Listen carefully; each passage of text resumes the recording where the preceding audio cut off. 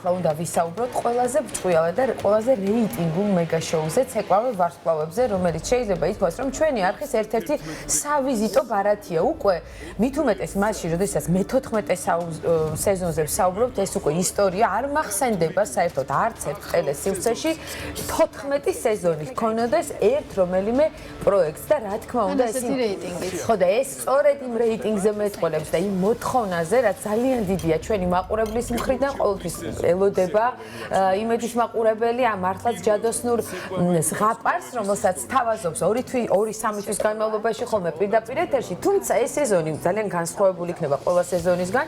მაყურებლის წინაშე პროფესიონალი ლათინო-ამერიკული სპორტული მოცეკვავეები და მათთან ერთად ქართული ხალხური ქორეოგრაფიული ანსამბლის მოცეკვავეები წარსდგებიან.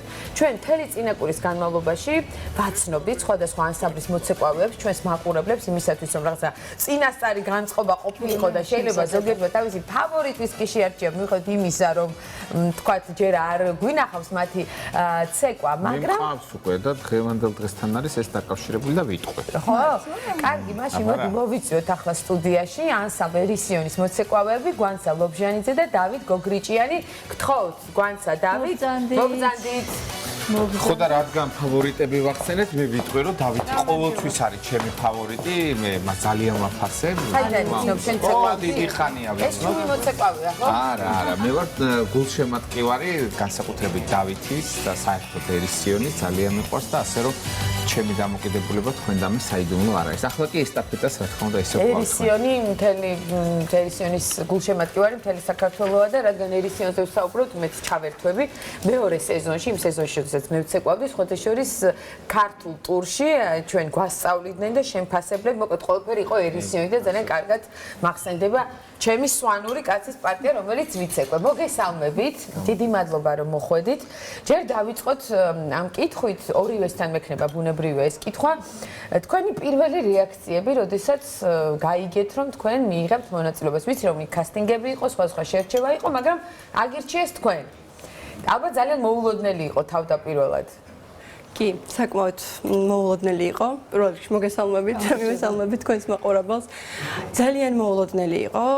აი ვერ ვიჯერებდი ნამდვილად მიუხედავად იმისა, რომ კასტინგი გავიარეთ. გინდოდათ, აი რომ უყურებდით ახლა ამ პროექტს, გინდოდათ ცეკვა? კი, თქვენ აღნიშნეთ მეორე სეზონი, მე გახდით მაშინ პედაგოგის რანგში. კი, ხო? კი, დიახ. ვასწავლით ერთ-ერთ წყვილს და იმ დროიდან მოყოლებული ისე კარგად მახსოვს ეს ერთი კვირა ჩემს ცხოვრებაში იმ ხელა კვალი დატოვა, რომ 13 წლის განმავლობაში, როდესაც ვუყურებდი ამ პროექტს, ყოველთვის რასაკურველია გინდა და ვითომ მეტეს, როდესაც ხარ მოცეკვავე. 20 წელია ამ სფეროში ხარ, ემსახურები ქართულ კულტურას, ხარ მოცეკვავედ, მხოლოდ სტატუსით არა, შინაგანად ყველაფრით და ვფიქრობ არა მხოლოდ მოცეკვავისთვის, ნებისმიერი ადამიანისთვის მიღწეულით არასდროს არ კმაყოფილდები, გინდა ახალი და ახალი რაღაც და ეს გამოწვევაც იყო ჩვენთვის ძალიან დიდი სიახლე. უსმენ ხა მოცეკვავის ხო უსმენთ, აი როგორ ლაპარაკობს და ხვდები, აი რატომ არის ეს ანსამბლი ასეთი წარმატებული? არა მარტო მაგარი პროფესიონალები არიან, თვითონ ქართველები ძალიან მაგრებია. ძალიან ეფექტი აქვს გამოსახული. კი, ეს ხო თავის თავად, ეს თავის თავად. ჩვენებელია და აი აქ დაიპყრო ჩემი გული და თემას თუმცა. კი ბატონო, კი ბატონო. თქვენ რომ გვიპასუხოთ ამ კითხვაზე, აი რა იყო თქვენთვის ძალიან დიდი გამოწვევა. მე ვფიქრობ ბიჭებისთვის უფრო არის, იმიტომ რომ ქართულ ცეკვას, ოდესაც მამაკაცი ცეკვავს, აბსოლუტურად სხვა გაშლა აქვს, ხო სხეულის და აქ უკვე რაღაცა სხვა ილეთები ირთვება. სამბა, რუმბა, ჩა. ვიცით რა არიან, ძალიან უცხოარი ხა ჩვენთვის ეს ცეკვავ ვარსკვლავებში მონაწილეობის მიღება ზოგადად და რა თქმა უნდა გვინდოდა, მაგრამ მინდოდა მეც პირადად ყოველთვის მინდოდა მქონა მაგის ინტერესი. რაც შეეხება სამეჯლისო ცეკვებს, აბსოლუტურად სხვა რაღაცაა. გიჭირთ? ნუ უცხოა უბრალოდ. დაჭირვები რაღაცა თეძოს ჩატეხვა უნდა ეს უნდა. ხო, ვიცით რა არის, ანუ კაცის შემთხვევაში, კაცის შემთხვევაში სულ მხრები მოძრაობს ქართულ ცეკვაში და ხანგაჩერებული, ანუ და სამეჯლისო ცეკვაში სულ სხვანაირად. აი როგორც ფეხბურთი და კალათბურთი ისე განსხვავდება, საერთოდ მარტო ისე აქვს, რომ ორივე ცეკვა არა. ცეკვა არის და ორივე სცენაზე. თქვენი მეწყვილები უნდა გითხრათ, აუცილებლად წარგვიდგინოთ, ვინ არიან თქვენი მეწყვილები. ჩემი მეწყვილი არის ნინი ბიბილეიშვილი, რომელიც ძალიან მაგარი მოცეკვავეა. კი ბატონო. ისიც უნდა აღნიშნოთ, რომ ლათინოამერიკული სპორტული ცეკვების მოცეკვავეებიც დებიუტანტები ბევრნი არიან. ნინი ბიბილეიშვილიც დებიუტანტია და ამით კიდევ უფრო საინტერესო ხდება ჩვენი პროექტი, იმიტომ რომ ეძლევა შესაძლებლობა ბევრ მოცეკვავებს, კარგ მოცეკვავებს, რომ თავისთავად აჩვენონ და ჩვენს ახალ სახეებს რომ დავინახავთ, რა ჯობია მას. თქვენი მეწყვილე ვინ არის? ჩემი მეწყვილე ყოველთვის ძალიან კარგად ნაცნობი და საყვარელი რატიკა ჩეჩელაძე არის ჩვეულებრივი პროფესიონალი. მე ვიცოდი. ჩვეულებრივი პროფესიონალი და ეს ცოტას მამშვიდებს ჩემი მღელვარების ფონზე და ისეთები ყავს დამშვიდებული რომ ასე თქვენ ახლა ისეთი პროფესიონალი ხარ. ხო და ნახე აი რადგან მღელვარება ახსენე, მოდი ორივესთან მაგ კითხვა, აი მაინც არ გაგვეცით ესეთი კონკრეტული პასუხი, რა არის ის მთავარი დაბრკოლება, რომელზეც აი ეს ორი პროფესიონალი ღელავთ. რას ფიქრობთ, ყველაზე მეტად რა შეიძლება გაგიჭირდეთ? უამრავი მღელვარების ელემენტია ჩვენს შემთხვევაში. პირველ რიგში ის, რომ მხოლოდ საკუთარ თავს არ წარმოვადგენ, აქ წარმოვადგენ ძალიან დიდი ისტორიის და წარსულის მქონე ანსამბლს, ყოველთვის ძალიან კარგად ნაცნობ და საყვარელ ერისიონს და ასევე მინდა აღვნიშნო, რომ ჩვენ შერჩეული ვართ ისეთი პროფესიონალებით დაფუძნებული დასიდან, რომ აათმაგებს ჩვენს პასუხისმგებლობას ეს. ანსამბლის თითოეული წევრი ვფიქრობ, რომ ამართლებს ერისიონელის სტატუსს და ძალიან ერისიონი თავის საქმეში კონკურენტოა, ხა ამაზე ყველა თანხმდებით, მაგრამ ამ პროექტში უკვე სერიოზული კონკურენცია იკვეთება, იმიტომ რომ ყველა პროფესიონალი იკრიბება ქართული სცენიდან და აი ამას როგორ გრძნობთ წინასწარ? ანუ ვინც არის შერჩეული ქართული ცეკვის მოცეკვავეები, ყველა მაგარი მოცეკვავეა, ან პირადად ვიცნობთ და ჩამოყალიბებული, კარგი მოცეკვავეები არიან და კონკურენცია ძალიან დიდია რა. ჩვენთვის ეხლა იქნება დაუვიწყარი კონცერტები მთელი 2 თვის განმავლობაში.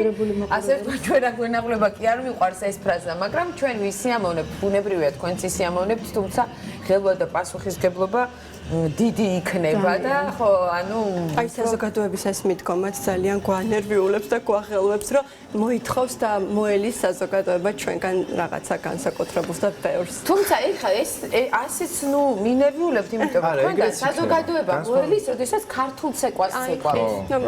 და აქ თქვენ აბსოლუტურად სხვა ამპლუაში უნდა წარდგეთ მაყურებლის წინაშე და ამიტომ თვათ ისე ვერ მოგთხოვენ ახლა როგორც ქართული ცეკვისას. მაინც წინა სეზონებთან შედარებით ჩვენ მეტი მოგვითხოვება ვიდრე ვიდრე მოეთხოვებათ, იმიტომ რომ მოცეკვავეები ვართ. აბა მე მაგალითად საერთოდ ცხოვრებაში ესე არ მქონდა გაკეთებული, პირდაპირ ისე ვიცეკვე და ქართული ცეკვის მაგას ვერ დავიჯერებ. ნუ დაიჯერებ, ამას არაფერი არ ჯერა ამ კაცს, აი ჩვენ ყოფილიყავით. სხვათა შორის აი ეს სვანური ვახსენე და ნუ რაღაც სოლო მქონდა, ცერზე უნდა მეცეკვე და იქ გამოვედი, თქვენ გახსოვთ ხო? გავგიჟდი და ნახევარი ცეკვა თითქმის სულ ცერზე ვიცეკვე რაღაცა სისხლის ყივილი.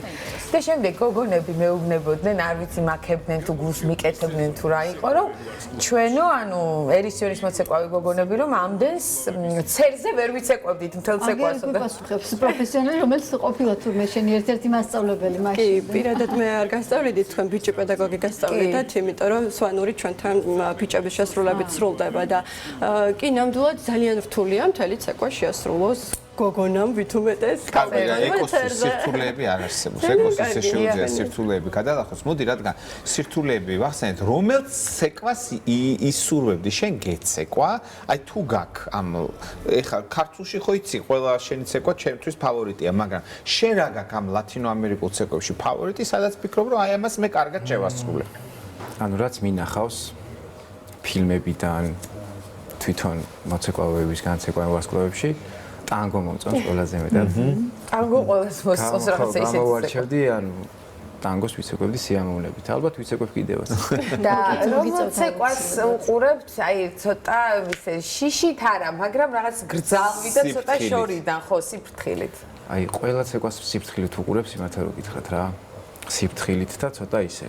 იმიტომ რომ ახალი დაწყებული გვაქვს მუშაობა და დავით, არასოდეს მანამდე არ გიცეკვია ეს ან ბანკეტზე, ან სადღაც ეს არ ყოფილა. სამეჯლისო ხა სამბას. სიმართლე რო გითხრათ, ძალიან პატარაობაში დავდიოდი.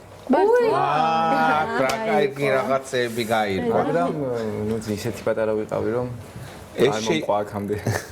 ეს შეიძლება გამოგადგეს. კი, რა ეხლა მე მაინტერესებს ანსამბლს როგორი სტრატეგია აქვს იმისთვის რომ გულშემატკივრობა იყოს მნიშვნელოვანი. იქ მესიჯები მოქმედებს. ნუ ეხლა ხო იცით რომ მე გამოჩვეულად ვამბობ და გამოხატულად ვამბობ რომ მე ერისიონის მხარდამჭერი ვარ. აი ხმამაღლა ვამბობ. მე როგორც წამყვანი ამ ტენდენციური. პროექტის მე არ მაქვს უფლება ვინმეს შენ არ ხარ აქვს მე უფლება და კითხავ, მე თუ ვამბობ. შეიძლება ანსამბლი რას აპირებს გითხარით.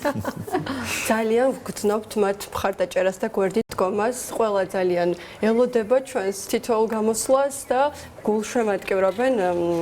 ძალიან დიდი მობილიზება ხდება ანსამბლის მხრიდანაც ჩვენს მხარდაჭერად. ხო, მთელი ერისიონი მოკლედ იცოდეთ, რომ თქვენს გვერდით ავართ და დარწმუნებული ვარ, რომ დიდ წარმატებას მიაღწევთ. და როგორც თავის დროზე მთელი მსოფლიო დაიპყრეს, ასევე დაიპყრობენ ყველა ჩვენთაგანის გულს. ხო ასეა ეკო?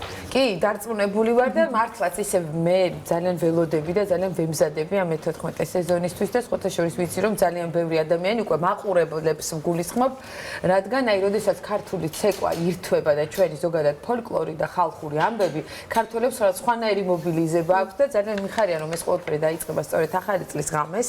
ნამდვილი ჯადოსნობით იწყებს იმედი ფაქტობრივად ახალ წელს ასე გამოდის და შემდეგ აი მთელი დღეების განმავლობაში საოცარი პროექტები იქნება. დაგემშვიდობებით, უღრმესი მადლობა. წარმატებებს ესე გისურვებთ. ადვილად ნუ გაუშვებ. არა, არ ვუშვებ, მე უბრალოდ სიტყვიერად ჯერ მადლობას ვუხდი და მე მშვიდობები წარმატებებს გისურვებთ და დარწმუნებული ვარ რომ საოცარ სანახაობას გვაჩვენებთ.